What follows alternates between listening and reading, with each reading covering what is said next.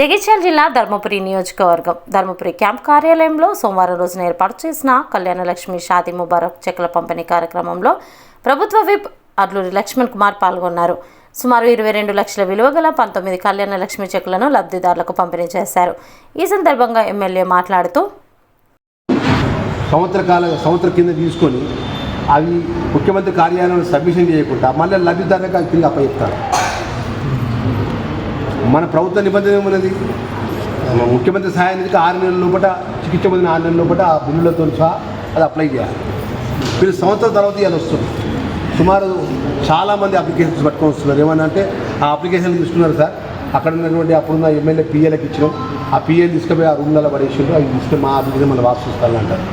ఏదేమైనా అవి కూడా ప్రత్యేకంగా నేను ముఖ్యమంత్రి గారి దృష్టికి తీసుకెళ్ళి గతంలో చేసినటువంటి కొంతమంది పొరపాటు వల్ల ఎవరు పేదవాళ్ళు చెందాల్సినటువంటి ముఖ్యమంత్రి సహాయానికి డబ్బులు అందకుండా పోతుంది కాబట్టి ప్రత్యేక చొరవతోని ఎంతమందికి అయితే అంతమందికి ఆ సంవత్సర కాల క్రితంలో ఉన్నటువంటి గత ప్రభుత్వంలో ఇచ్చిన అప్లికేషన్స్ ఎవరైతే వాపసు ఇచ్చారో వాళ్ళందరికీ మేలు జరిగే కార్యక్రమాన్ని కూడా చేపడతాన్న విషయాన్ని ఈ సందర్భంగానే మనం చేస్తాం. అన్నీ వస్తాయి 32 రోజులు ఒక్కటి సంక్షేమ కార్యక్రమంలో భాగంగా ఏదైతే కళ్యాణ లక్ష్మి చెక్కులకు సంబంధించినటువంటి గత కొన్ని నెలల నుంచి ఎలక్షన్ కోడ్ వల్ల లబ్ధిదారుకి ఇవ్వాల్సి వచ్చింది కళ్యాణ లక్ష్మి చెక్కులు ఈరోజు వివిధ గ్రామాలకు సంబంధించిన సోదరిమణులకు, ధర్మపురి మున్సిపాలిటీకి సంబంధించిన సోదరిమణులకు ధర్మపురి తహసీల్దార్ గారు, అదే ఇన్ఛార్జిగా ఉన్నటువంటి డీటీ గారు మేమందరం కలిసి కూడా కళ్యాణ లక్ష్మి చెక్కులు ఇవ్వడం జరిగింది.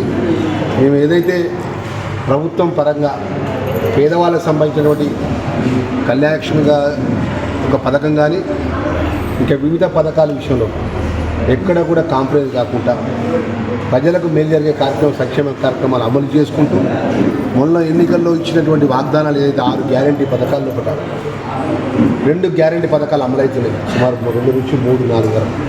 ఒకటేమో ఉచితంగా ఎక్కడికి వెళ్ళిన ఆర్టీసీ సౌకర్యం సోదరిమణులకు, రెండవది 200 యూనిట్ల వరకు ఎవరు కరెంటు ఆ గ్రామాల్లో బట్ట ఏ కుటుంబానికి అయితే 200 యూనిట్ల కరెంటు వాడుకుంటారో వాళ్ళకు ఫ్రీ ఉచితంగా ఎలాంటి కరెంటు బిల్లు లేకుండా ఉచిత కరెంటు సౌకర్యాన్ని అందజేసింది.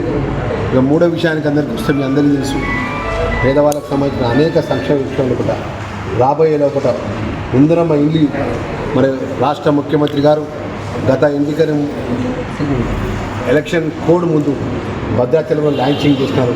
మరి కోడ్ వచ్చింది, నూతనంగా కలెక్టర్ గారు వచ్చిండు. ప్రభుత్వ ఆదేశాల తరంగా ఇందిరమ్మ ఇండ్లు పేదవాళ్ళకి ఇచ్చే పథకాన్ని కూడా అమలు చేసే పథకాన్ని త్వరలో మొదలు పెడతామని అనుకుంటూ గ్యాస్ సిలిండర్ విషయంలో కూడా చాలామంది కొంచెం లబ్ధిదారులకు ఆ అకౌంట్ డబ్బులు వాడే విషయంలో కొంచెం ఇబ్బంది అవుతుంది. అవి కూడా సరి చేస్తాం. ఎందుకంటే అమ్మ 2-3 నెలల నుంచి జిల్లా అధికారులు కానీ మండల అధికారులు కానీ ఎలక్షన్ కోడ్ నిబంధనలో ఉన్నారు, ఎలక్షన్కి సంబంధించిన పనుల్లో ఉన్నారు. కాబట్టి అక్కడక్కడ ఏదైతే గ్యాస్ సిలిండర్కి సంబంధించిన సబ్సిడీ అమౌంట్ అకౌంట్లో పడే డబ్బులు ఇబ్బందులు అవి కూడా సరి చేస్తాం. అత్యధిక మంది కూడా ఏదైతే 500 రూపాయలకే గ్యాస్ సిలిండర్ ఇచ్చే పథకాన్ని కూడా ఏదైతే రాష్ట్ర ముఖ్యమంత్రి గారి యొక్క ఆలోచన విధాన్ని తెలంగాణ ప్రజలకు ఇచ్చిన మాట అమలు చేసే కార్యక్రమాన్ని అమలు చేస్తున్నాం. మిగతా విధంగా ఆరోగ్యశ్రీ పథకాన్ని కూడా 10 లక్షల వరకు పేదవాళ్ళకు ఆరోగ్యశ్రీ పథకాన్ని అమలు చేసే 4 పథకాలు అమలవుతున్నాయి.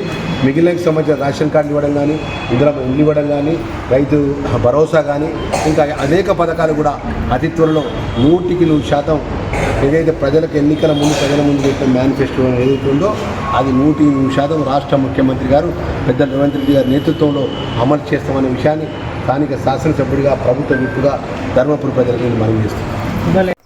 ఈ కార్యక్రమంలో మండల కాంగ్రెస్ పార్టీ నాయకులు, కార్యకర్తలు తదితరులు పాల్గొన్నారు.